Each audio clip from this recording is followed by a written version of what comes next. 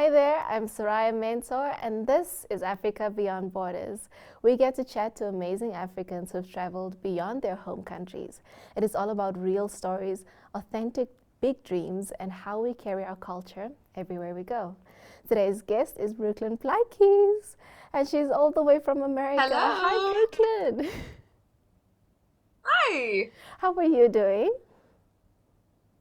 I am doing quite all right. I'm really excited to get my story out and to, help Africans get out there. I'm so excited to hear this. Getting into it, where are you currently? Brooklyn is actually grew up in South Africa. Now she's pursuing au pairing and being a professional dancer at the same time. So when did you move to the United States? Yeah. So currently I am back home for a bit. I have too much homesickness. So I've come back home for a little bit and just to, say hi to my family again. But I was based in Iowa, Des Moines, my for my last au pairing experience. And before that, I was in Colorado Springs. That is just fantastic to hear. Like, I actually don't know any of these states, and I'm so excited to get into how they differ from one another. I want to firstly ask, how Yeah. was the process of moving to the United States? What was it like preparing like the paperwork? Oh, yes. So it's quite expensive.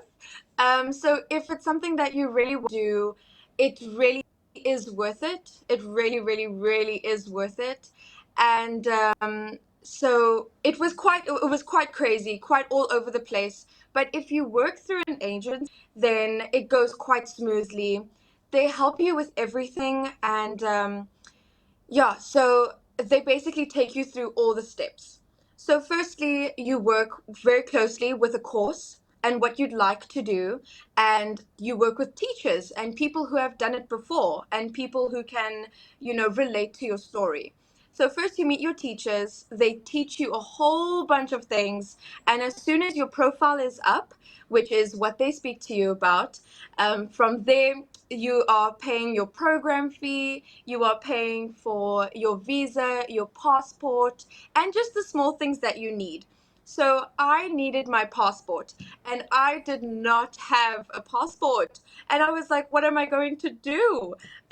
So I went down to my, local home affairs and I sat in a line and I sat there for 16 hours. And I sat in the line and I said, Mom, I can't do this. I want to go home. It's gonna take forever. I started crying while I was there. I was like, this is taking forever. But my mom said, no, we have to do this and we're gonna wait. And we ended up waiting for 16 hours to get my passport. From there, I go to Cape Town or to Johannesburg or to Durban, where you go to the embassy. And the embassy gives you your visa. They ask you lots of questions. Why do you want to go? When will you be back? And simple questions that you have to answer. And if you give them the correct answers, you will be able to come into the United States with your visa. Wait, wait. I just got a load of information right now. You waited Yeah. 16 hours in line to get a passport, and then you have to Uh-huh. do a lucky guess questioning answer situation so that you can prove that you're worthy of staying in this country or that you belong there. Yep. That, Yeah, so it was quite wow. insane. That is so much to take in, but okay, we wanted to find out the ways and now we know the ways. So, like you guys heard, Brooklyn said if you're really serious about this, sort out your finances, be patient, and have the right answers wherever you get them from. Exactly. Yep. Yeah, and there are a few like more there are much more things that you have to do. You have to get your service, which is basically telling you which family you're going to be living with. And you also have to get a whole bunch of documents just saying that you are South African, you will be coming back after a year, and if you'd like to extend who you are going through, and you need to get a specific visa as well. So there is a lot, and it is information overload. And I'm sorry, but that is really how it is. And people can say, like, oh, no, it's easy. You just walk into America. But it's really not like that. And you need to be patient as well, because you have to remember that, that's their soil, this is our soil. So we need to get in properly, and we need to get in efficiently. And as well, like the airports, they won't they checked every document of mine, from service all the way to passport. So yeah, it is quite information overload, but yeah, it's totally worth it. To talk about this, I think that this just shows, and would love to tap into how you're so passionate about children development. I would love for you to share that part of yourself, why you chose to do a pairing, and Yeah. actually why you chose the United States. Yeah, so au pairing is not being a nanny. It's not being a maid. It's really being a sister and being a friend and being a good role model. And when you are walking into the au pair system, you need to put the parents' needs first. You would think that it's the kids' needs first, but your parents, your host parents, need they need trust, they need loyalty. They need someone who is a good role model for their kids, and someone who they can leave their kids with you. I love children. I love them so much. When I'm older, I want to have a massive family. I want to have tons of children. And so working in the au pair system was really something that I was passionate about, because I can be the good role model. I can be the inspiration. I can be the good influence. And, I can get my feet on that ground. And it wasn't really it wasn't smooth sailing. It wasn't smooth. It was always rocky. The parents had something new to say. And the kids also don't really just click with you just like that. You have to really gain their trust. But I'm really good with that. Last 2 years ago, I was a dance teacher, and I worked with about 80 children. And so working with 80 children was really, really nice, really smooth and really simple. And now I'm working with three, and it's like the biggest thing ever, because you are only working with three children and working with their development, their growth, their knowledge. So it really came down from 80 all the way to three, and focusing on just those babies. But I loved it, and I chose America because I just love overseas. I didn't really mind where I was going. I could have gone to Tennessee, or I could have gone and lived in Chicago, lived in New York. But I chose places that I had no clue about, because I loved my family. So you don't choose the place, you have to choose the family. Wow, that is beautifully said. You don't choose the place and you don't choose the family. I love how you tapped into, you went from 80 kids to three kids, and how that was a load full. Yeah. That was absolutely just amazing to hear. I'd like to hear, how did you find, just comparing the different countries, because you did say you were a dancer, how do you find the dance industry where you currently are? Yes. So, wow. So I love to dance. And when I lived in Colorado Springs, it was quite intense. So I decided to join myself into a advanced class. And I walked in and I was like, hello. I had South African beads on my hand and South African necklace. And they were like, oh, this girl is different. Who is she? And I said, I want to do dance. And I was like, please put me in. And back home, I was a really, really, really big dancer. I danced everywhere for every company. And now I decided I'm going to do Colorado Springs Academy of Dance. And it was challenging. It was intense. It was waking up in the morning and, going for a run and then going to dance. And it was like, high kicks and jumps and everything. You know how it goes. So it was intense. That is just fantastic to hear, like how you had to adapt. How was it balancing au pairing and pursuing a career in dance, especially in an entirely new continent for you, rather. Yeah, it was actually quite nice. My host was understanding, and they wanted the best for me. I mean, I'm a 19-year-old girl. It's my first time traveling. It's my first time coming overseas, and my host parents really wanted me to find friends and find people who have the same interests as me.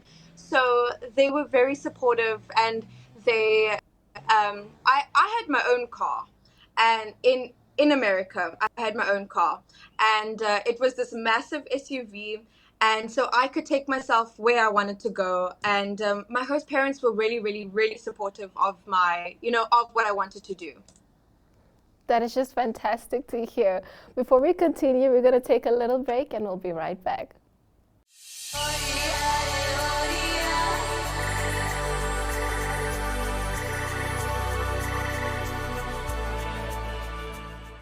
And welcome back to Africa Beyond Borders. I'm your host, Soraya Mentor. Today in studio, we have Brooklyn Plaatijies with us as she's here to share her journeys of au pairing and professionally dancing in both South Africa and America. So we were just getting into your life as an au pair and how you had to adapt. I would love to find out, what is a day in the life for you like? Oh, that is a really good question. So okay, this is gonna be jam-packed. But in the mornings, when you first meet your host family, they will give you a schedule and they'll give you a time to wake up and do what they have to do. They'll give you kids' timetables. You'll be on emails with the schools. And so in my first host family, I woke up at about 6 a.m. I would go outside of my room after getting dressed, and my little boy, who's 2 years old, he will wake up right as I wake up, and we'll go downstairs. I'll start making breakfast, and when breakfast is done, I will go wake up my girls. From there, we're eating breakfast, and it's fun. And while they're eating, I'll be making their lunch boxes and I'll be packing their school bags and I'll put all their winter goodies right in the front, right by the front door. And after breakfast, they'll be getting ready for school. They'll be, getting dressed. And then from there, I will take them from home to school in my car. And now I have a few hours opened up for me. So I can go to a coffee shop, I can go to Starbucks, and I can basically, do what I have to do for the day until school comes out. When school is out, I'm already outside waiting, and I'll go straight up to the front door and I'll go collect all my kids. And from there, we'll go home and I'll make them lunch. And I'll do their homework with them. And then we might do some coloring, we might do some drawing, or we'll just be playing with the toys. It might be Transformers, Barbie dolls, or Legos. And from there, my host parents get home. And from then, we're going bath time, we're going lunch, and we're doing a story for bedtime. And in my second family, I had two families. In my second family, I only worked 3 days out of the five, and I would. It's basically the same schedule, except on Fridays and Thursdays, I would only be required to go fetch them from school and continue from school until the end of the day. That is, firstly, I didn't know you had two families. That is, how are you doing this? How are you living this?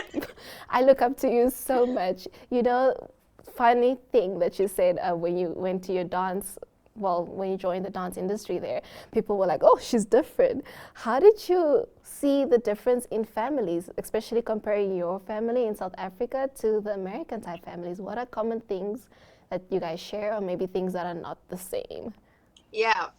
So in my South African house, so my, where I live, um, I would not be so adventurous with my food, and I would have the normal South African food. When I went to America, I had Mexican food and I had Latin food and European food and American food, and it was like it was such a like change for me because I am not adventurous when it comes to food, but America pushed me to test my limits. And America, it helped me grow. It really helped me grow.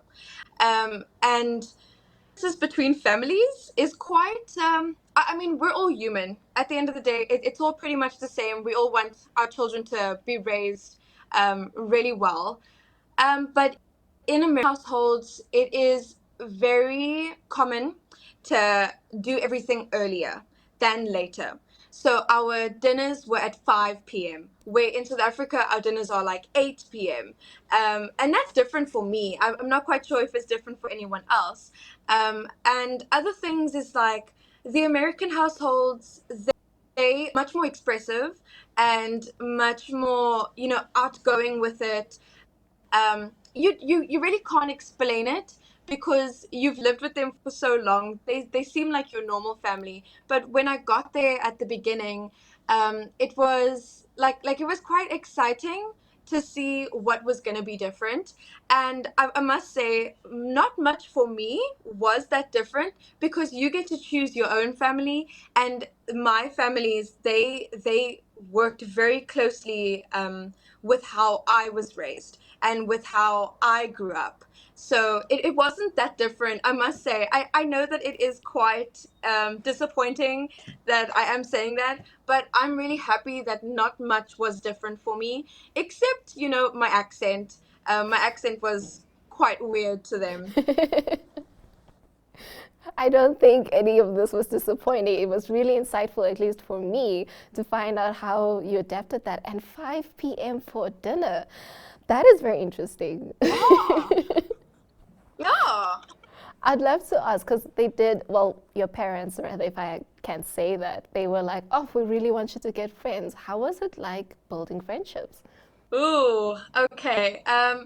It for me, I'm a very outgoing person. I think social anxiety is a bit scared of me.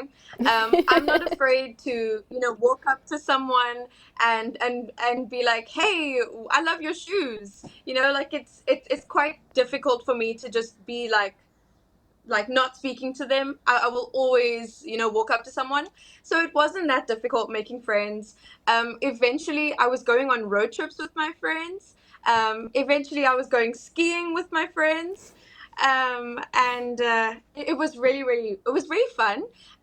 They loved listening to how I speak Afrikaans, and they loved listening to how I say Xhosa, because they were like, "How do you click your tongue like that?" And that it was like it was quite entertaining for everyone to get to know me. I think I had a lot of stories as well. They were excited to know that we don't have lions walking around in the street. um, and so yeah, it was quite nice, and everyone was so welcoming and so friendly. I do remember you saying that America taught you a lot of growth. What was the top three things that you noticed immediately changed in yourself? Yeah, I became immediately, I was so much more independent. I was, getting myself up out of bed. I was, I don't know, like independency. It's quite a broad term, but I was getting myself from A to B. I was getting my own social security number. I was, inquiring about dance classes. My mom used to do my doctor's appointments, and all of a sudden I was like, "Hi, I need a doctor's appointment for this time." And it was the first time that I'd ever done that. um, I know it's quite sad that my mom would still do my doctor's appointments, but that is what happened.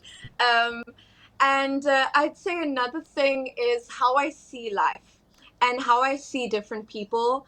I never put, color to a face, and I never put ethnicity to a face or religion to a face. It was really for me, I saw people and I was like, we are all so different, but so same and so similar, and it was quite beautiful to see how different people live. And so I think that number one, independency, and number two, Definitely, getting to know different people and, being up.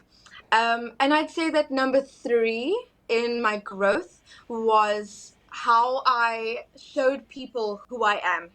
And that is also quite a broad spectrum. But I I showed people who I am in a sense of the way I dressed, the way I looked, how I presented myself.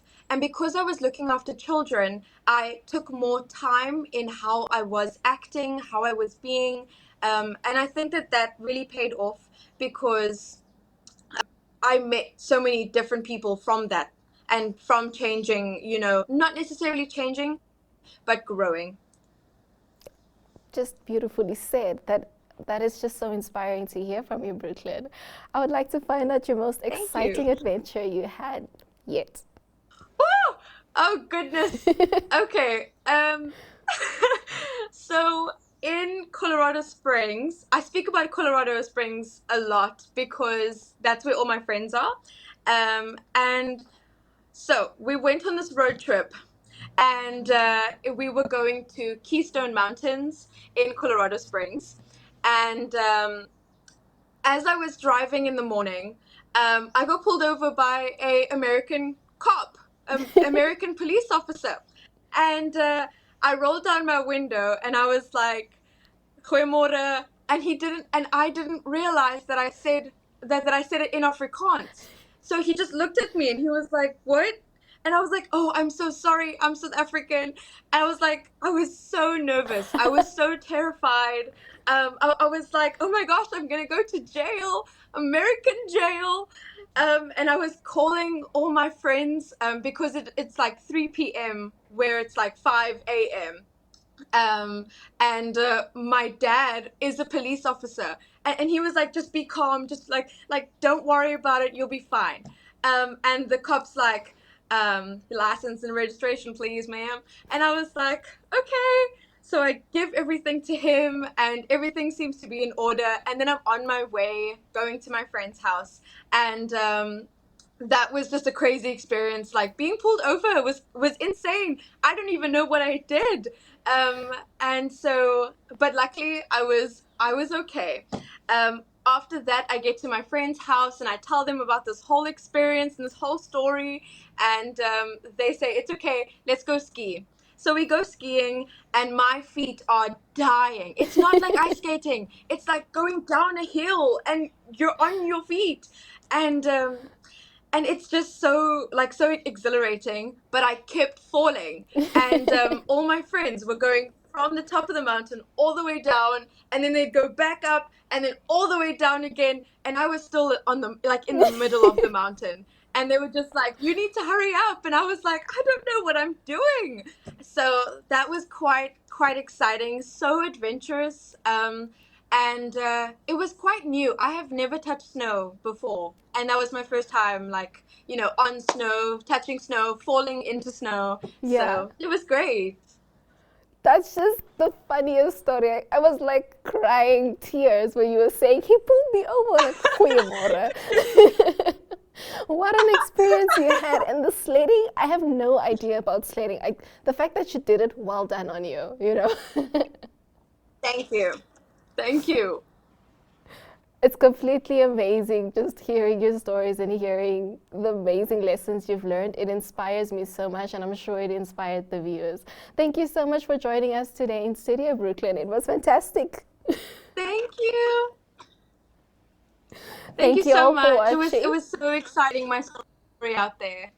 It really, really was. I wish your adventures become even more crazier in a good way, even more different foods. Why not try Chinese foods at 5 p.m. at night again? Thank you. No problem. Thank you for joining us. To our viewers, this was it, but there will be more next Monday at 8:30 p.m. Catch us every Monday, like I said, 8:30 p.m. on DSTV channel 285, GoTV channel 25, and 1up2.com. See you then.